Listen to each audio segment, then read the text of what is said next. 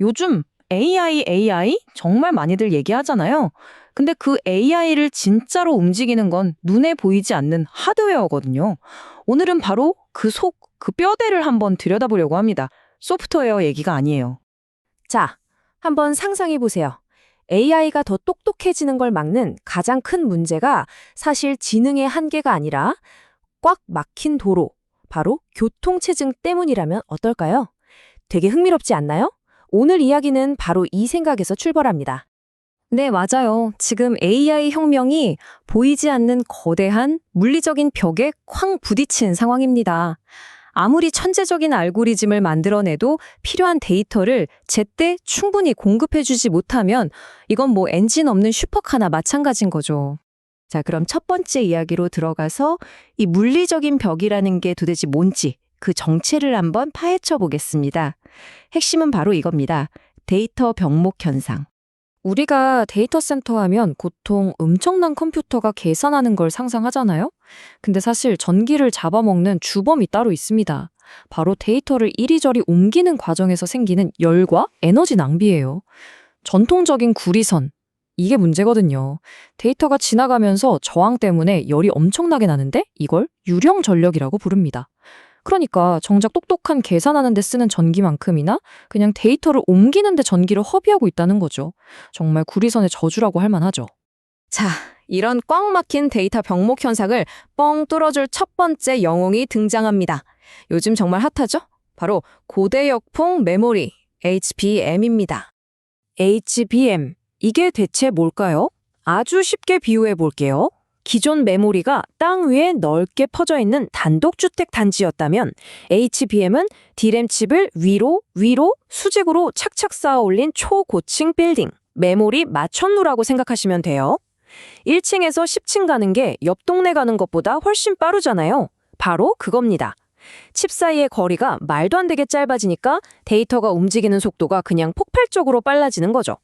그리고 이 HBM 시장은요, 지금 그야말로 총성 없는 전쟁터입니다.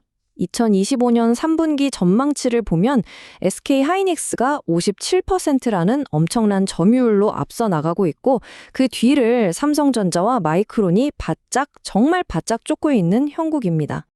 이 전쟁에 걸린 판돈이 어마어마합니다. 보세요. 29조 3천억 원. 이게 2026년에 예상되는 HBM 시장 규모예요. 불과 몇 년 전만 해도 13조 원 정도였는데 순식간에 2배 이상 커진 겁니다.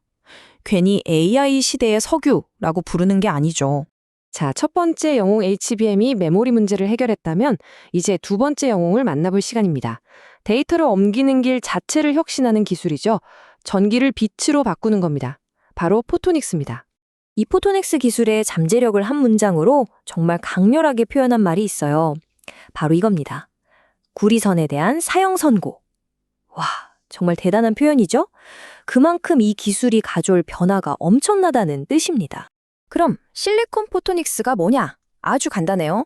반도체 칩 안에 전자가 다니는 구리선 대신 빛이 다니는 초고속도로를 까는 기술입니다.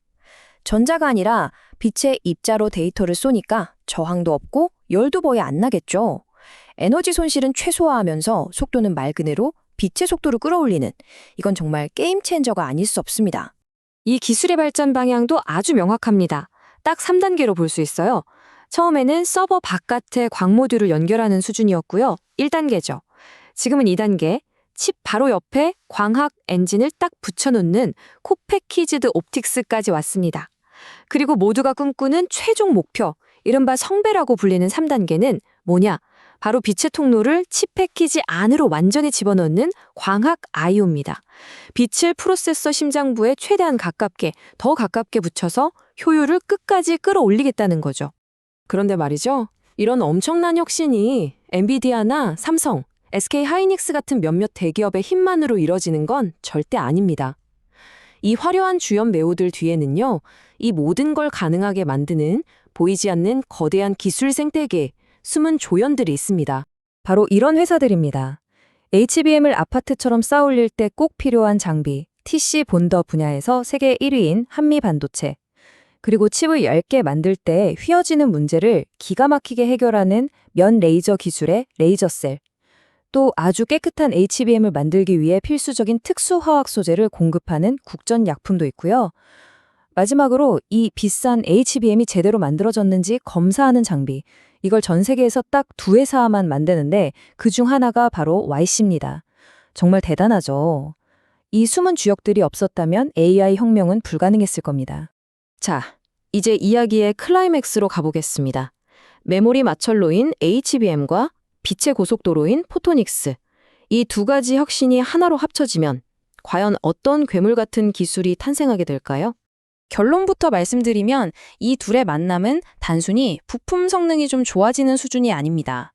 아예 인터넷의 심장이라고 할 수 있는 라우터의 개념 자체를 뿌리부터 뒤흔들고 있습니다. 바로 이 그림이 그 청사진인데요. 분할 병렬 스위치라는 개념입니다. 복잡하게 생각할 것 없이 광 케이블로 들어온 빛신호 하나를 프리즘처럼 여러 갈래로 쫙 나눠요. 그리고 그 나눠진 빛들을 각각의 작은 HBM 스위치들로 보내서 처리하는 거죠. 굉장히 단순하고 우아한 방식 아닌가요? 복잡한 전자 회로가 필요 없으니까 이전과는 비교도 안 될 만큼 크게 만들 수 있게 된 겁니다. 그리고 이게 바로 그 아이디어를 현실로 구현한 잠재적인 설계도입니다. 아주 작은 칩 패키지 하나에 수많은 광섬유 다발이 들어와서 HBM 스위치들과 빛으로 착착 연결되는 모습. 정말 공상과학 영화에서나 보던 장면이잖아요. 근데 이게 지금 현실이 되고 있는 겁니다. 그래서 결과가 어떠냐고요? 이렇게 해서 탄생한 패키지 속 라우터는 초당 1.3 페타비트 이상의 데이터를 처리할 수 있습니다. 1.3 페타비트, 감이 잘 안 오시죠? 1300 테라비트입니다. 우리가 쓰는 기가 인터넷과는 차원이 다른 숫자죠. 이 엄청난 게 단 하나의 칩 패키지 안에 들어간다는 겁니다. 이게 바로 HBM과 포토닉스가 만나서 일으킨 진짜 혁명입니다. 자, 오늘 우리는 AI의 발목을 꽉 잡고 있던 데이터 교통체증이라는 물리적 장벽이 어떻게 무너져 내리고 있는지 함께 봤습니다. 이 무거운 족쇄를 풀어버린 AI는 이제 과연 어떤 새로운 세상, 어떤 새로운 영역을 향해 나아가게 될까요? 그 무한한 가능성을 한번 상상해 보시면서 오늘 이야기를 마무리하겠습니다.